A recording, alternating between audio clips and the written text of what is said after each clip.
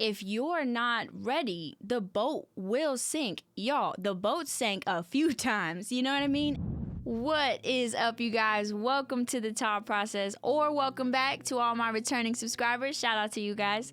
And shout out to all the love you guys showed on the last episode. You know, for those of you dropping comments, you know, letting your girl know that I'm making some kind of sense is incredibly reassuring, and I really appreciate that from you guys. So thank you for all the love you guys are showing. And we are back. We are back, like I said we would be. Back with another episode.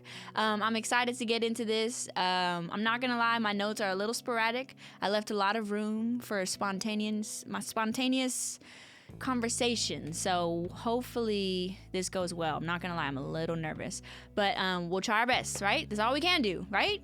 Okay, so before we get into the topic, if you are new here and you just so happen to stumble across this video and you have no idea who I am, my name is Tatiana Manaois. I'm a singer-songwriter, and I made this series to give you guys some insight into my life outside of music and let you guys in on a little bit more of how I feel, how I think, why I think or feel them, and things like that. So feel free to do the same. Drop some comments. Let me know where you guys are at with things too. So here we go. Today's episode I'm titling Careful What You Ask For. Careful what you ask for and why early success can be dangerous. And honestly, I have this video to thank. I am going to start this episode by sharing with you guys this clip from a podcast that I just recently binged on because it had so many gems in it. They just summarized exactly how it felt in my experiences, and I just had to use it. So shout out to Megan Ashley and her podcast featuring Jason Jackson Jr. This is episode 37, Pursuit of Faith. Here's the clip. What do you feel is the biggest threat to the culture right now? Popularity. And I say that because I've come from a place where like you don't have any. And then once it get put on you, like immediately, you go from 0 to 100,000 followers in like a month.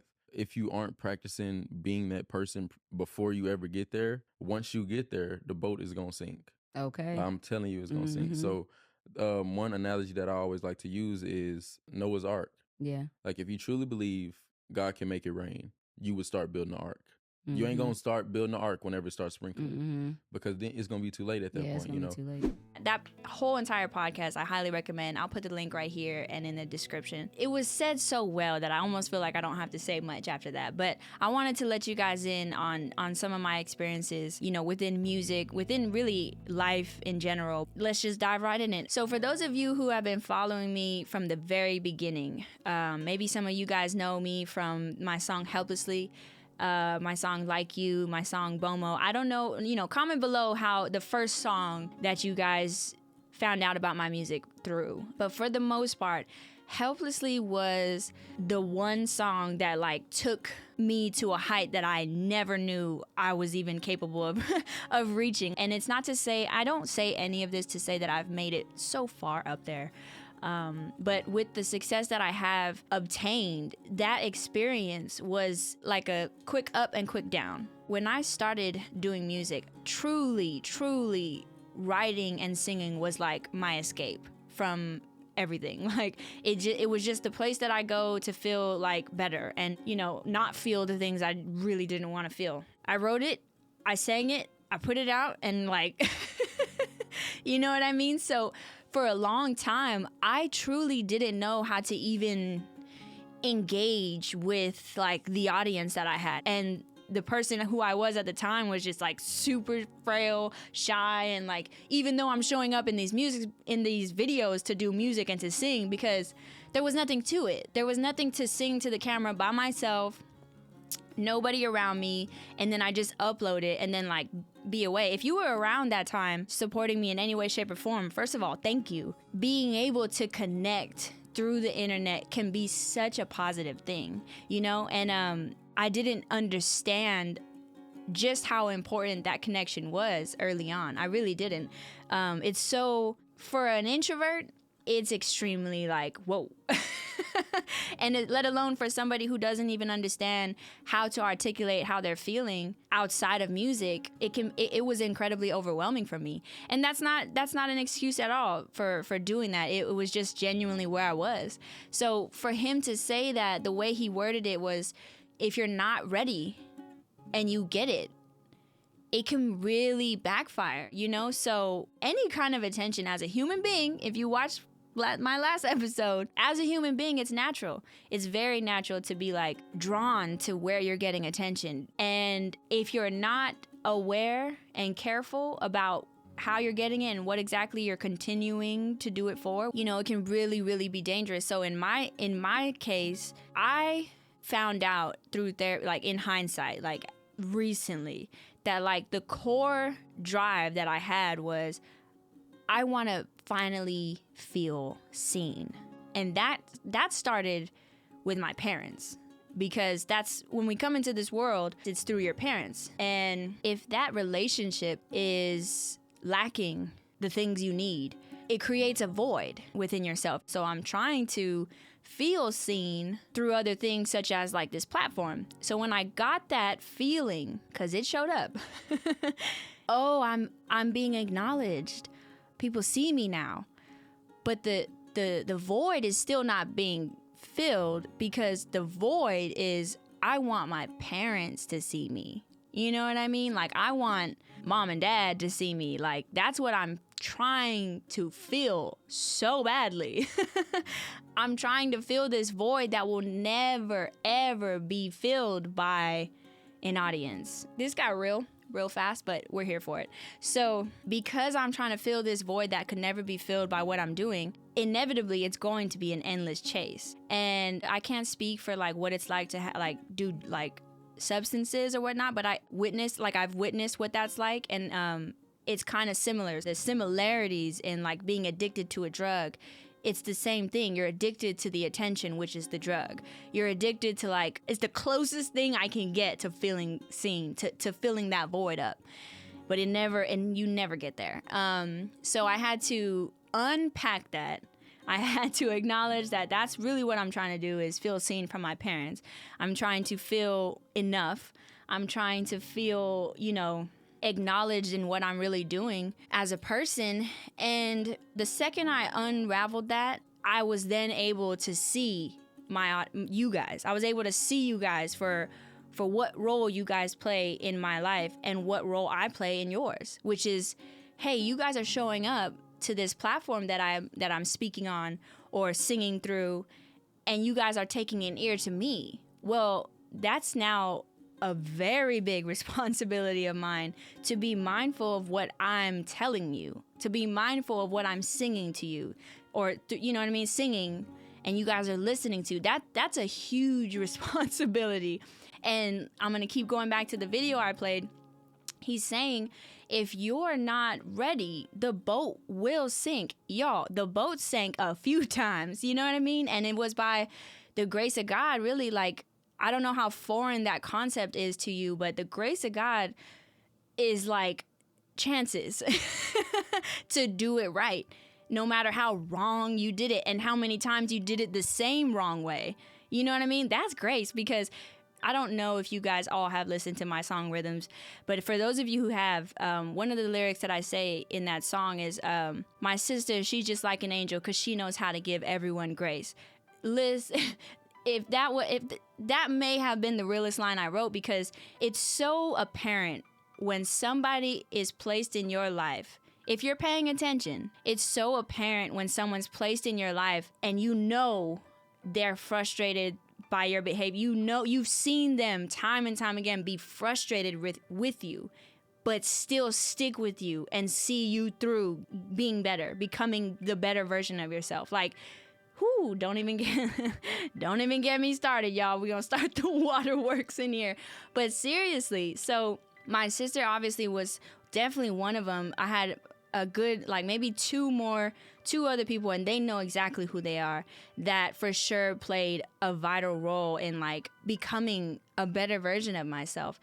And, you have to pay attention. You have to take the time to slow down.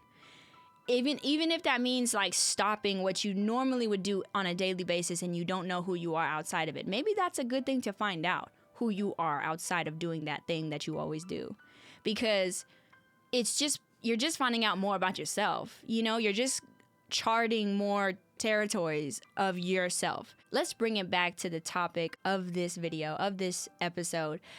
Be careful what you ask for. The reason why I wanted to title this episode that is because I vividly remember many times praying and asking God to help me see myself better, because I'm running into the same problems. I'm running into the same behaviors that I'm being, told about myself, like from the people that I love and love me. Like, hey, yo, you're doing this, you're doing that. Just being blinded by my ego, really, because the platform, it can really blind you from where you actually are, because you're getting praise on a video or a song or whatever. When you're getting praised, you think you're that person, and part of you, yeah, you're aligning with that. But if you're not fully doing that outside of those song releases or those video releases, like, you're not gonna get far. You know what I mean? There will come a day where you will have to acknowledge how you're really behaving. So I would get told about myself, just my attitude. It can be very short-tempered. It used to be very a know-it-all. You know what I mean? Like really, really stubborn and ignorant. And that attitude, those behaviors, I'm praying like, hey, God, Lord, like, help me with my attitude. He will. And it will show up in the most inconvenient ways you can imagine, because he's giving you what you want, which is an opportunity to change. And you have to be the one to do it. So when I would ask, it's like, humble me, Lord. And he's like, all right, bet. I don't talk like that, but essentially that's what he's saying. He's like, I got you. I will. Are you you're ready? Okay, you're ready. You want to learn that lesson again? Okay. I'm going to put you in this exact same similar position, and you have to be humble. There it is. And if you miss it, like, you're wondering how you're back in the same cycle again, and it's like, did you pay attention? Did you pay attention to how you behaved? And this is me to me, y'all. Like, this is what I've experienced and had to go back and do a lot of reflecting of how I truly was behaving. And another aspect to being careful what you ask for is, hey, I really want to give back. I really want to show the people that have believed in me for so long that, like, I'm really grateful for their belief in me and how long that they've been helping me along the way. And I'm praying on that kind of thing. And it's like, put me in a position that I can serve, in return, give back. And he will. He'll put you in that position of inconveniencing what you normally would like to do to help somebody else. This is my experience, y'all. So hopefully you guys follow so far. He'll do that, and in my experience, it'll inconvenience what you're used to doing. Are you still gonna do it? Here you go. Here's your chance to be that person that you're asking me to help you be, which is, giving, loving, patient, understanding, you know what I mean? And selfless. Like, here you go. And then if you're not careful, you'll be like, why does this, I'm trying to get on with my life. I'm trying to do this. I'm trying to do that. It's like, okay, this is how you're responding. I'll note it. I'm waiting for you. You know what I mean? Like, that has been my relationship with, in my journey with God, in my journey with music, in my journey with anything, any kind of endeavor for that matter. If I'm asking for these things and then I'm acting confused when it shows up the way it does, like, you know what I mean? And at some point, you gotta zoom out and realize that you still being here is your everyday chance to do the thing that you're trying to do. Your other chance is right now.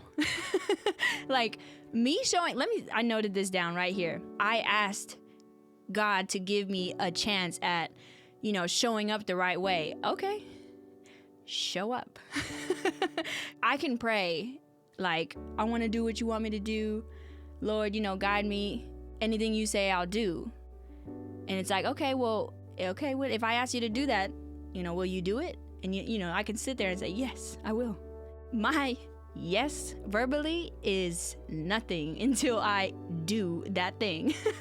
Like, me showing up to this podcast is my yes. It's so simple. And like I said, I don't know where you are in your spiritual walk or in your spiritual journey, but this has been my experience so far.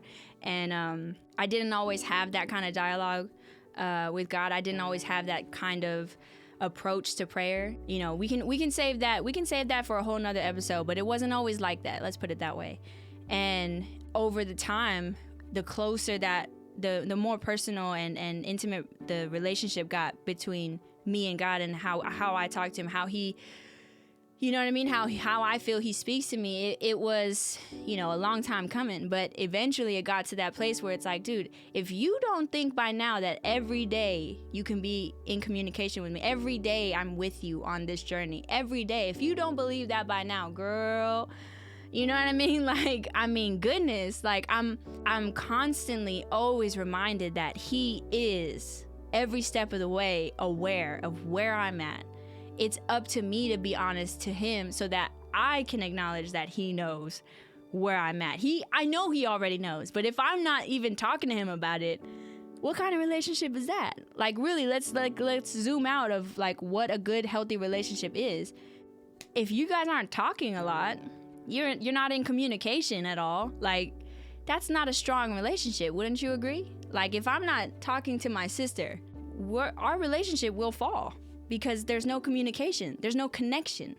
So it's really just simplifying what a healthy relationship is for yourself. Just simplify it in your mind. Like, well, a good, healthy relationship is somebody who communicates well with people who communicate well with each other and constantly and often and about the things that are tough to communicate about, and then they get through it together. It's like, okay, well, if that's what that is, then do you have that with God? Like, that was it. That was what it was like for me. Like, I had to understand that without communication, I mean, I really was just talking to myself. But to believe that, you know, I have that all-time 24/7 access, which we do, was like a game changer for me. So, you know, like I said in the beginning, this episode kind of was, you know, gonna go like this, and it definitely is. I feel like, to bring it full circle, that is why I believe getting early success can be somewhat dangerous, because your drive to do the thing that you're good at, or to do the thing that you showed up starting to do, your drive can shift if you're not careful. Your reason for doing it can shift if you're not careful. And that's why it's always been important for me to, if I get lost in that, I have to come back to my why. I have to come back to why I'm doing this in the first place. And, you know, hopefully by continuing this series, it keeps me there, because I've always felt like when I talk about these experiences, it does help it start to really be engraved within myself, because I'm actively talking about how these are the things to look out for, and it keeps me on my toes. So hopefully it helps you guys do the same in your own situation, where it's like you take the time to reanalyze, you know? I put this in my notes, and hopefully this makes sense. Check on how your influence on the world is influencing you. Because by me having these platforms, by me knowing that I have an influence on you guys, an influence on whoever stops by to listen to my music or these or these videos, one of two things can happen. I can use that to constantly remind myself to be mindful of what I share with you guys. Or if I let my brain run a little too wild and free, it could use that and say, I have influence. And yes, like, what I say is true. And you know, this is my thought process video. This is my platform.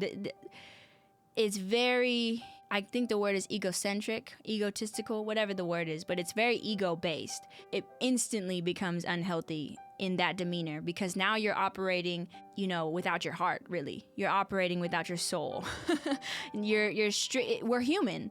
Part of our human design is our ego. Our ego is the part of us that it tries to protect itself. It's a natural thing that comes up mentally, like, well, now I have this, and now I have that, and look at me go. And it's easy to puff yourself up if you're letting it go, if you're letting it do that to you, you know?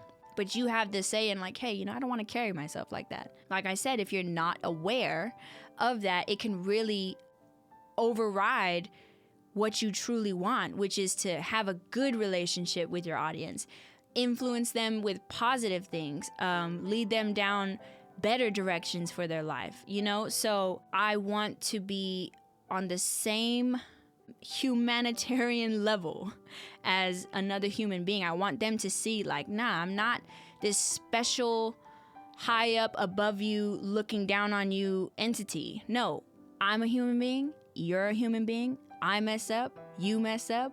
We all do that. Let's see how we can better ourselves every day and every way we can.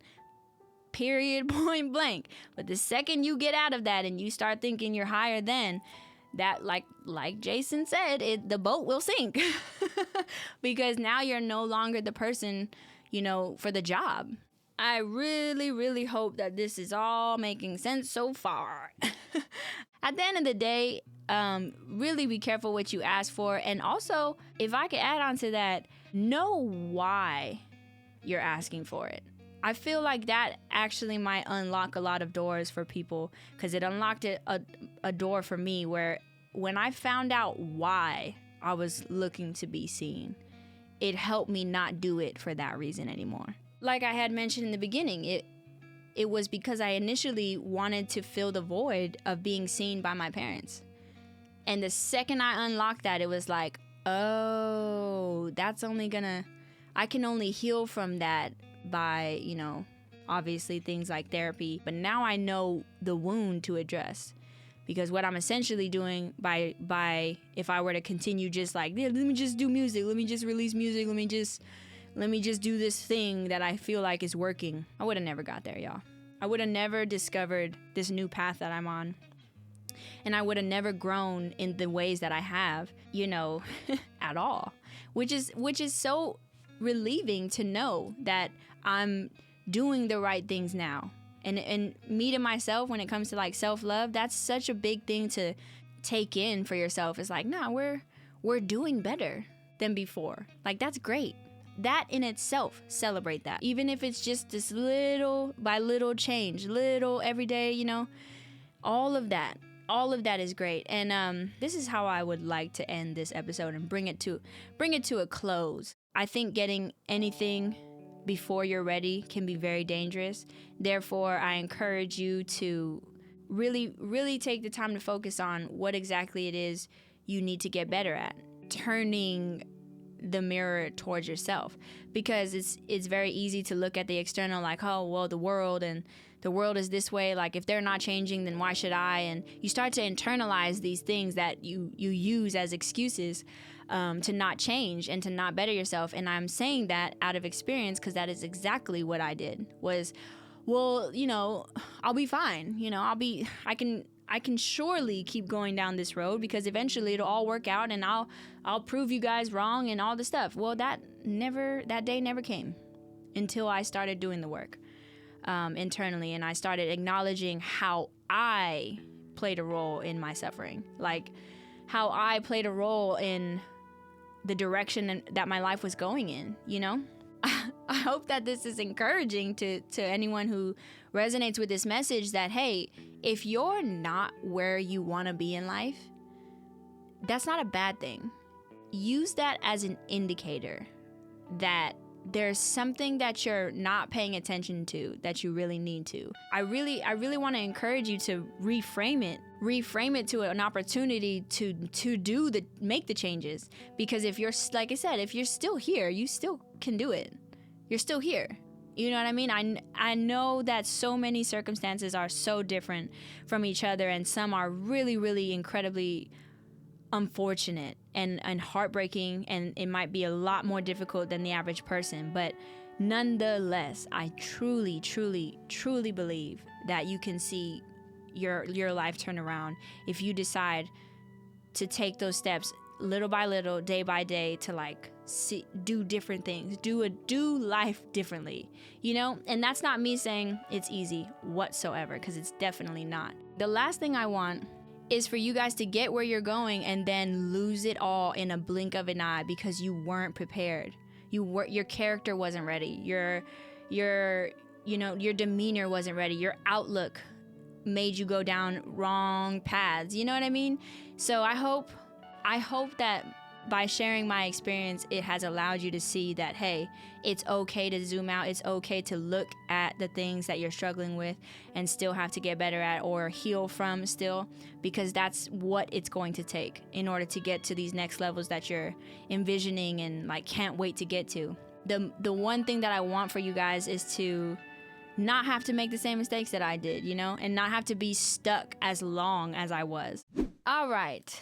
I am going to try to bring this episode to a close because I'm starting to feel like I'm saying the same things to you guys. So I'm going to try my best to wrap it up. With that being said, I appreciate all the love you guys have shown. Thank you to everybody commenting on the videos, letting me know that, hey, this made sense. This resonated with me. Once again, those comments are so encouraging to me, and I really appreciate every single one. So shout out to you guys. If you haven't already, go check out that full podcast. I'll put the link below. Shout out to Megan, Ashley, and Jason Jackson Jr. I really love that. I really love that podcast, so I highly recommend you go check it out. I hope that this video was insightful, inspiring, and a source of positive energy. Only positive energy. You already know I always hope to see you guys on the next episode, but until then, I love you guys. Mwah.